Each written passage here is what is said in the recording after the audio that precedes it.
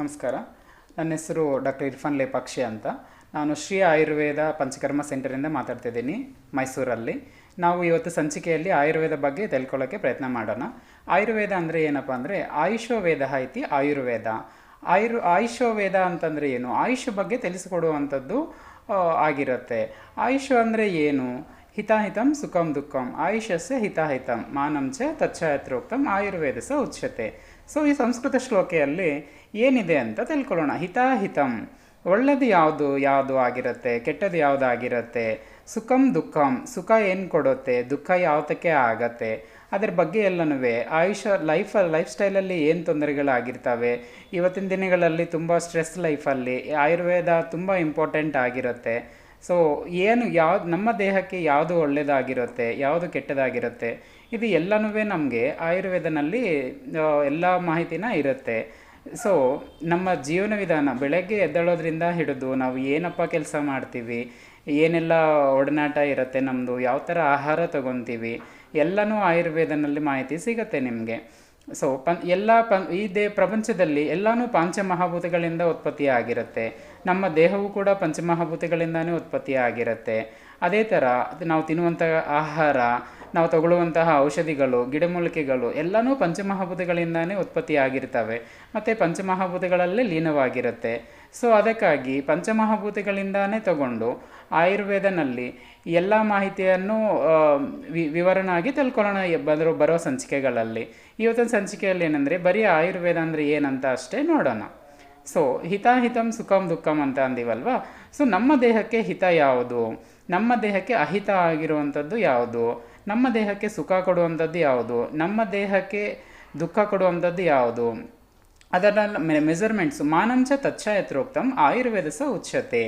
So Ayurveda ಏನು ಹೇಳ್ಕೊಡುತ್ತೆ ಅಂತಂದರೆ ಇವೆಲ್ಲನೂ ಲೈಫ್ ಸ್ಟೈಲಿಂದ ಹಿಡಿದು ನಾವು ದಿನನಿತ್ಯ ಋತುಚರ್ಯ ಅಂತ ಇರುತ್ತೆ, ದಿನಚರ್ಯ ಅಂತ ಇರುತ್ತೆ, ರಾತ್ರಿಚರ್ಯ ಅಂತ ಇರುತ್ತೆ. ನಾವು ಹೇಗೆ ಮಲ್ಕೋಬೇಕು, ಹೇಗೆ ತಿನ್ನಬೇಕು, ಹೇಗೆ ಎದ್ದೇಳಬೇಕು, ಏನೆಲ್ಲ ಕೆಲಸ ಮಾಡಬೇಕು, ನಮ್ಮ ಆಚಾರ ವ್ಯವಹಾರಗಳು ಹೇಗಿರಬೇಕು, ನಮ್ಮ ಸಂಸ್ಕೃತಿ ಹೇಗಿರಬೇಕು, ಎಲ್ಲವನ್ನು ಆಯುರ್ವೇದನಲ್ಲಿ ನಮಗೆ ಡೀಟೇಲ್ಡ್ ಆಗಿ ಮಾಹಿತಿ ಸಿಗುತ್ತೆ. ಸಂಪೂರ್ಣ ವಿವರಗಳೆಲ್ಲನೂ ನಮಗೆ ಆಯುರ್ವೇದನಲ್ಲಿ ಇರುತ್ತೆ. ಸೊ ಅದಕ್ಕಾಗಿ ಇದು ರೋಗ ಬಂದಾಗ ಅಷ್ಟೇ ಹೋಗುವಂತಹ ಪದ್ಧತಿ ಅಲ್ಲ. ಸೊ ನಮ್ಮ ಜೀವನದಲ್ಲಿ ಆರೋಗ್ಯವನ್ನು ಕಾಪಾಡಿಕೊಳ್ಳೋಕ್ಕೆ, ಆರೋಗ್ಯವಂತರು ಇನ್ನಷ್ಟು ಆರೋಗ್ಯವಾಗಿ ಇರಲಿಕ್ಕೆ ಬೇಕಾಗಿರುವಂಥ ಎಲ್ಲ ಮಾಹಿತಿಗಳು ನಮಗೆ ಆಯುರ್ವೇದನಲ್ಲಿ ಸಿಗತ್ತೆ. ಸೊ ಇದು ನಮಗೆ ಒಂದು ಜೀವನ ವಿಧಾನದಲ್ಲಿ ಇರುವಂತಹ ಒಂದು ಪದ್ಧತಿ ಆಗಿದೆ. ಎಲ್ಲರೂ ಏನಂತ ಅನ್ಕೊತಾರೆ ಅಂದರೆ ರೋಗ ಬಂದಾಗ ಡಾಕ್ಟ್ರ್ ಹತ್ರ ಹೋಗಬೇಕಾಗಿರುತ್ತೆ, ಆ ಥರ ಅನ್ಕೊತಾರೆ. ಸೊ ಆ ಥರ ಇರಲ್ಲ ಆಯುರ್ವೇದನಲ್ಲಿ. ನಮ್ಮ ಲೈಫ್ ಹೇಗಿರಬೇಕು, ನಮ್ಮ ಯೋಚನೆಗಳು ಹೇಗಿರಬೇಕು, ನಾವು ಏನೆಲ್ಲ ಕೆಲಸಗಳು ಮಾಡಬೇಕು, ಇವೆಲ್ಲನೂ ನಮಗೆ ತುಂಬ ವಿವರಣೆಯಾಗಿ ತಿಳಿಸ್ಕೊಟ್ಟಿರ್ತಾರೆ ನಮ್ಮ ಋಷಿಮುನಿಗಳು. ಅದರಿಂದಂತಹ ಇವತ್ತು ತುಂಬ ರಿಸರ್ಚ್ ಆಗಿದೆ. ಡೇ ಟು ಡೇ ಲೈಫಲ್ಲಿ ಏನೆಲ್ಲ ಬದಲಾವಣೆಗಳಾಗಿದೆ, ಎಲ್ಲನೂ GMP ಸರ್ಟಿಫಿಕೇಷನ್ ಇರುವಂತಹ ಔಷಧಿಗಳೆಲ್ಲ ಬಂದಿದೆ. ಸೊ ಇವಾಗ ತುಂಬ ಡೆವಲಪ್ ಆಗಿದೆ. ಈಚ್ ಆ್ಯಂಡ್ ಎವ್ರಿ ಮನೆಗೆ ತಲುಪಿಸ್ಲಿಕ್ಕೆ ಗೌರ್ಮೆಂಟ್ ಆಫ್ ಇಂಡಿಯಾ ಎಷ್ಟೋ ಕೆಲಸ ಮಾಡ್ತಿದೆ. ಆಯುಷ್ಮಾನ್ ಭಾರತಿಂದ ಹಿಡಿದು ಆಯುಷ್ ವೀಸಾಯಿಂದ ಹಿಡಿದು ಇಡೀ ಪ್ರಪಂಚಕ್ಕೆ ಯೋಗ ಮತ್ತು ಆಯುರ್ವೇದವನ್ನು ಹೇಳ್ಕೊಡ್ತಿದೆ. ನಮ್ಮ ಗೌರ್ಮೆಂಟ್ ತುಂಬ ಹೆಲ್ಪ್ ಆಗ್ತಿದೆ ನಮಗೆ ಇವಾಗ.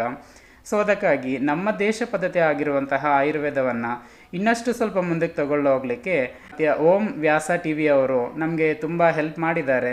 ಸೊ ನಾವು ಒಂದು ಚಿಕ್ಕ ಪ್ರಯತ್ನ ಮಾಡ್ತೇವೆ ಆಯುರ್ವೇದ ಅಂದರೆ ಏನಂತ ತಿಳಿಸ್ಕೊಳ್ಳೋಕ್ಕೆ.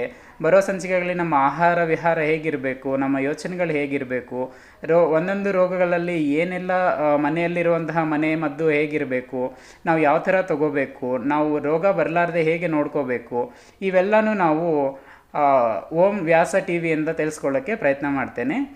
ನಮಸ್ಕಾರ.